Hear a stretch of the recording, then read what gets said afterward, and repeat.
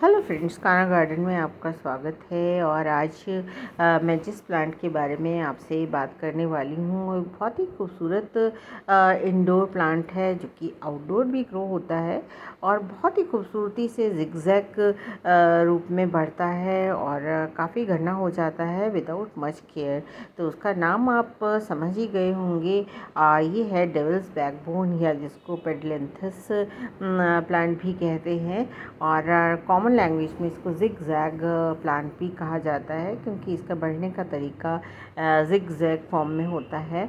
देखने में प्लांट काफ़ी सुंदर लगता है अपने बढ़ने के तरीके से, तो अच्छा लगता ही है। इसकी लीव्स भी काफ़ी खूबसूरत होती हैं। इसको लगाने के लिए आपको अपने घर में एक ब्राइट स्पॉट का चुनाव करना है जहाँ पे मॉर्निंग की सनलाइट अच्छे से आती हो, तो उस जगह पे रखने से ये प्लांट थ्राइव करता है। बहुत ज़्यादा अगर आप अंधेरे में से रखेंगे तो ये प्लांट नहीं ग्रो करेगा। तो ये इसकी दूसरी वैरायटी है, ये मैं दिखा रही हूँ। इसमें डार्क ग्रीन कलर की लीव्स होती हैं। ये भी डेविल्स बैकबोन ही है। तो कई तरह की वैरायटी में ये पाया जाता है। कुछ शॉर्ट रहने वाली भी वैरायटी होती है, पर नॉर्मली लोग जो इसकी प्लांट की वैरायटी लगाते हैं वो हमें बड़ी होने वाली ही वैरायटी होती है। तो ये वाली जो मैं दिखा रही हूँ ये ज़्यादा ऊंची नहीं होती है, तो शॉर्ट ही रहता है ये वाला प्लांट। पर ये भी देखने में काफ़ी खूबसूरत लगता है। इसकी डार्क ग्रीन कलर की लीव्स हैं और ये भी समय के साथ पूरे पॉट को कवर कर लेता है और इजी टू ग्रो तो ये प्लांट होते ही हैं और कटिंग से आसानी के साथ न्यू प्लांट लगाया जा सकता है। तो ये दोनों ही प्लांट मैंने पास पास रखे हुए हैं। इसकी दोनों ही वैरायटी, एक काफ़ी शॉर्ट वैरायटी भी आती है जिसको कि आप हैंगिंग बास्केट में भी लगा सकते हैं। एक एयर प्योरीफाइंग प्लांट है बट इसका हर पार्ट ही टॉक्सिक होता है, तो उसको अगर घर में आपके पेट्स हैं या छोटे बच्चे हैं तो उनसे इसको दूर रखना चाहिए। ह्यूमंस के लिए भी इसका सैप जो कि वाइट कलर का होता है टॉक्सिक ही होता है, तो वो थोड़ा ध्यान रखने वाली बात है। तो इसकी जब कटिंग करें तो हाथ में ग्लव्स पहन के करें या इसका जो वाइट सैप गिर जाता है उसको हाथ में लगने के बाद हाथ आप अच्छे से धो लें।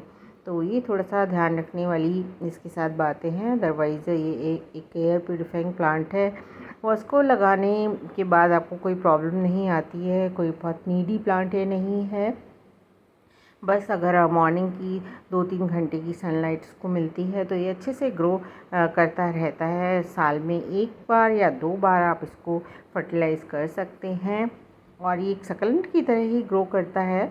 बहुत ज़्यादा पानी की नीड इसको नहीं है, बट आप अगर टेरेस में लगा रहे हैं और बहुत ज़्यादा सनी एरिया में इसको रख रहे हैं तो रेगुलर वाटरिंग की नीड हो जाती है। वाटरिंग की नीड आपको ही तय करनी है कि आपके एरिया में कितनी गर्मी पड़ती है या आपने किस तरह से किस कंडीशन में अपने प्लांट को रखा हुआ है। ये मैं अपने वीडियोस में हमेशा ही बताती रहती हूँ कि पानी आपकी अपनी ज़रूरत के हिसाब से आपको अपने प्लांट के लिए तय करना होता है।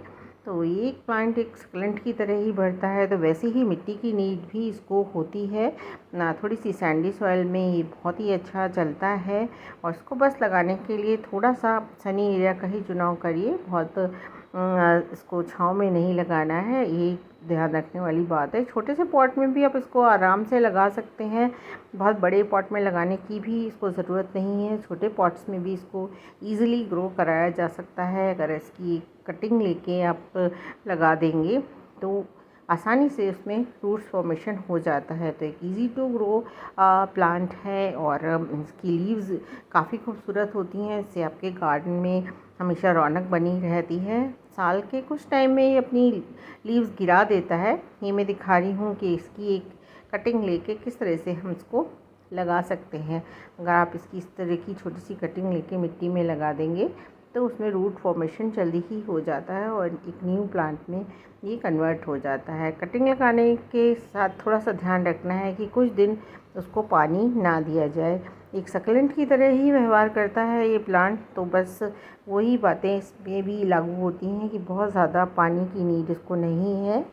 थोड़ा सा यही चीज़ें हैं जो इसमें ध्यान देनी है। अदरवाइज़ एक बहुत ही खूबसूरत एयर प्यूरीफाइंग प्लांट है। तो आज बस इतना ही। Thank you for watching.